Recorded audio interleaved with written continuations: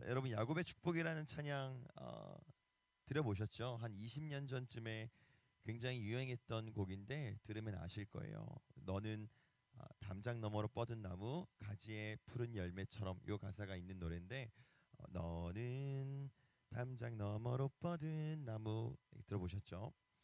이 가사는 이 노래를 만든 분이 그냥 은혜를 받아서 작사한 건 아니고요. 성경에 나오는 내용을 거의 그대로 이제 옮겨 적은 거예요. 야곱의 말년에 그의 12 아들들 이제 훗날의 12지파의 선조들인데 그 아들들한테 축복한 내용인데요. 그 중에 요셉을 향한 축복을 노랫말로 옮긴 겁니다. 이 찬양이 너무 좋은 찬양인 건 맞는데 이 찬양 때문에 좀 오해가 생긴 것도 사실이에요. 제가 지금 가사의 아주 일부를 들려드렸는데 가사가 너무 좋죠. 제목도 그래서 야곱의 축복이에요. 근데 이 본문을 자세히 보시면 이 본문의 전문을 보시면 생각이 좀 바뀌실 거예요. 야곱의 축복이라고 하니까 좋은 내용들만 있을 것 같잖아요. 근데 실상은 전혀 그렇지가 않고요. 이걸 축복이라고 해도 되나라는 생각이 들 정도로 좋은 내용은 거의 없습니다. 야곱의 아들이 12명인데 첫째가 누구죠?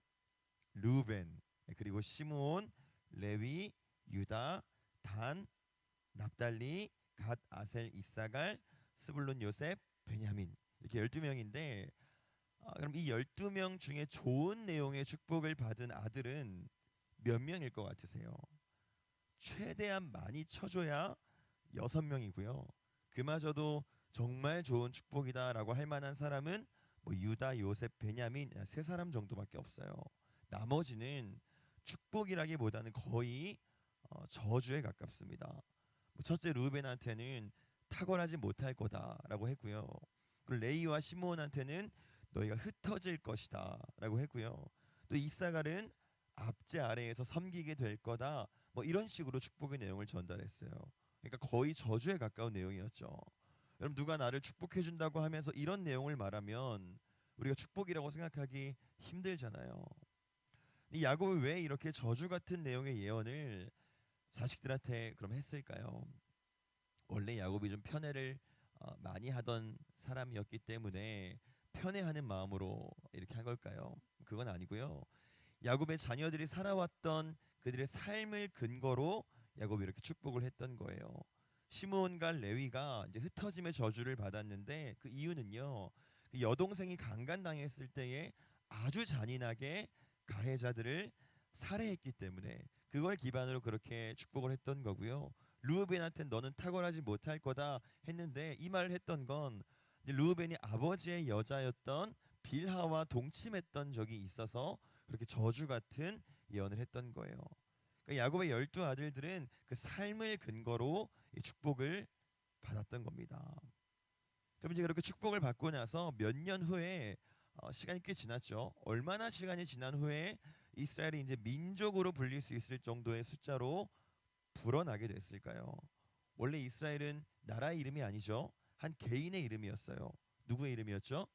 야곱의 이름이었습니다. 그러니까 애초에는 민족의 이름이 아니었는데 야곱의 12명의 아들이 자녀를 낳고 또 낳아서 엄청난 인구 성장을 이룩했습니다. 어디서 그렇게 했죠? 애굽에서 약 200만 명으로 400년 만에 불어났어요. 그래서 이제 이스라엘은 12 아들을 가진 한 개인을 지칭하는 게 아니고 12지파를 가진 한 민족이 됐습니다. 그리고 그 민족이 이제 출애굽을 하고 광야 40년을 지나서 이제 가나안 입성을 눈앞에 두고 있는 그런 상황인 거예요. 그리고 바로 그 이스라엘한테 오늘 본문에서 모세가 이제 죽기 전에 마지막으로 축복을 하고 있는 겁니다. 그럼 그 축복의 내용이 어떨 것 같으세요? 어저께 들으셨으니까 기억을 하시겠죠. 예전 야곱의 축복이 12명의 행실에 따라 거의 저주의 내용이었으니까 오늘 모세의 축복도 비슷할 거라고 이제 예측을 할 수 있을 텐데 왜냐면 우리가 이스라엘 12지파 행실을 너무나 잘 알잖아요. 출애굽하고 여기까지 오는 내내 불순종과 엉망진창이었던 그런 삶의 모습이 지속됐었잖아요.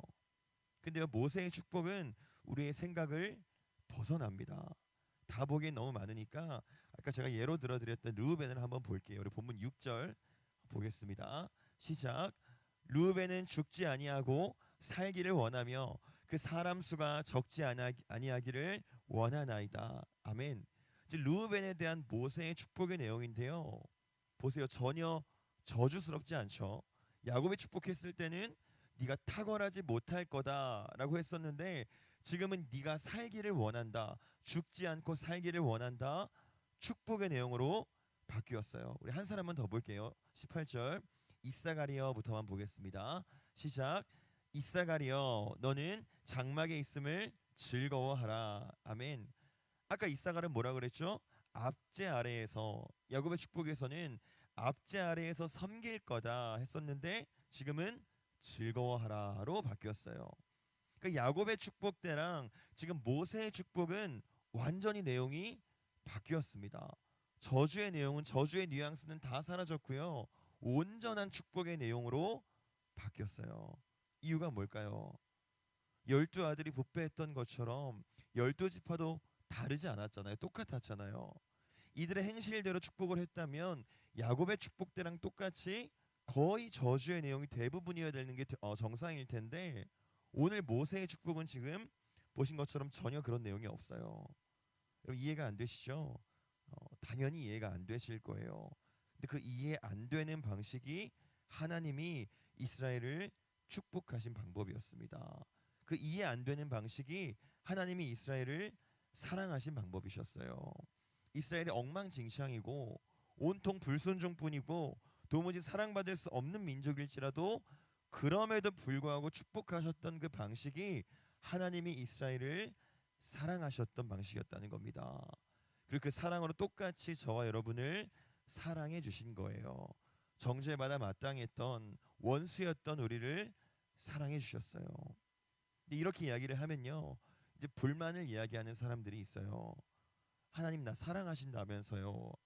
근데 왜 내 인생은 이렇게 쉽지 않은가요? 왜 내 기도는 들어주지 않으시는 것 같으신가요? 이런 마음이 우리 마음에 들 때가 있죠. 실제로 이런 이유로 교회를 떠나는 사람도 굉장히 많습니다. 주중에 전도를 하다 보면요, 가끔 이제 나도 원래 교회 다니던 사람이었다라고 이제 말씀을 시작하시면서 저희를 붙잡아두고 길게 말씀을 하시는 분들이 계세요.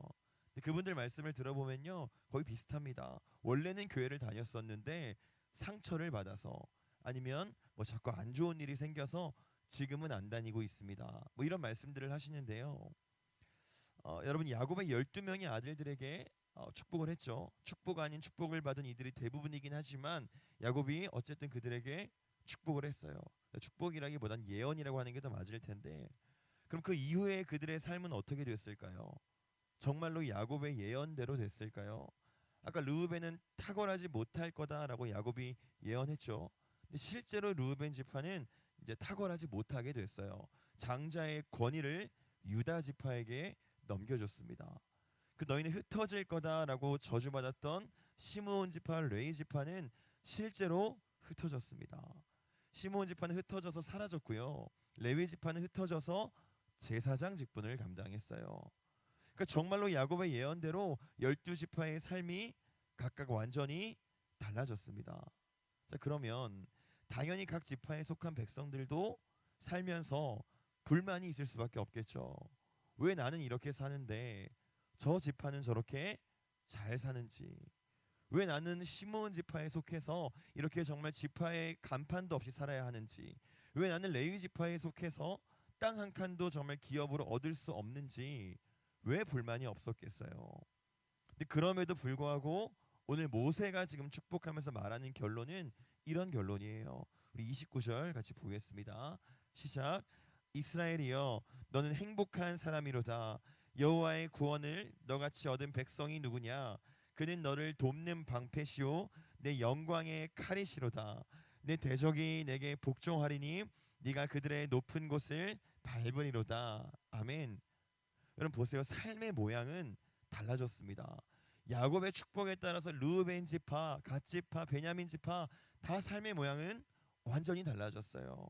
그래서 어쩌면 누군가는 더 나은 삶을 사는 것처럼 보일 수도 있지만 근데 그래서 너희가 불행한 사람들이냐? 전혀 그렇지 않다는 거예요. 너희들은 행복한 사람이로다 지금 하고 있죠. 이유가 뭐라고요? 여호와의 구원을 너처럼 얻은 백성이 누가 있느냐라는 겁니다. 구원받기에 전혀 합당하지 않았고 축복은커녕 저주를 받아야 될 너희들임에도 불구하고 여호와께서 너희 방패가 되시고 칼이 되시는데 이보다 더 큰 구원의 축복이 어디 있냐는 겁니다. 오늘 우리가 읽었던 34장을 보면요, 모세가 결국에는 가나안에 들어가지 못하고 최후를 맞이했잖아요. 그러니까 그 자리에 있던 12지파의 그 어떤 사람보다 모세가 어쩌면 제일 불행한 결론을 맞이하게 된 거예요. 근데 그럼에도 불구하고 불행하냐? 그렇지 않다는 겁니다. 왜요? 너희가 구원을 받은 민족이기 때문에. 너희 같은 구원을 받은 민족이 어디 있느냐 했기 때문에 그럼에도 불구하고 행복한 결말을 맞이할 수 있다라는 겁니다. 그 여호와가 어떤 여호와이신데요? 우리 26절 27절 같이 한번 읽겠습니다. 시작. 여수른이여 하나님 같은 이가 없도다. 그가 너를 도우시려고 하늘을 타고 궁창에서 위엄을 나타내시는 도다.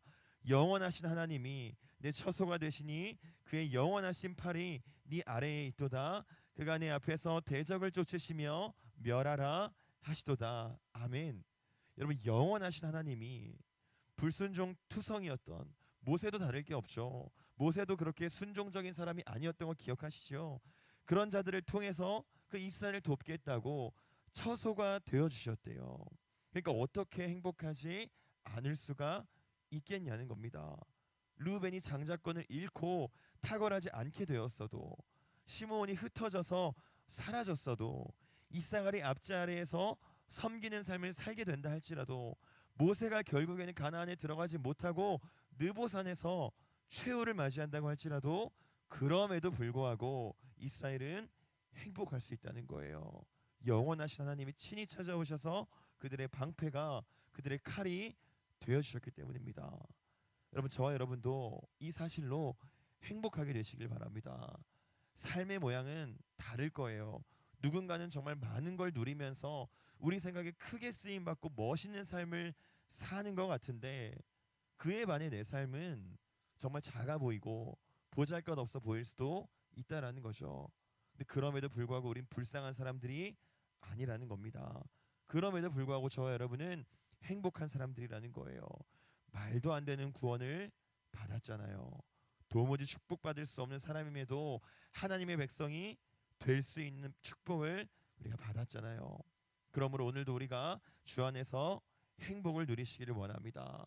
사람들은 이해할 수 없는 그 행복을 우리가 삶으로, 또 우리의 모든 것들로 보여주면서 그리스도인의 삶을 보여주는 저와 여러분 되기를 소원합니다. 아멘. 기도하겠습니다.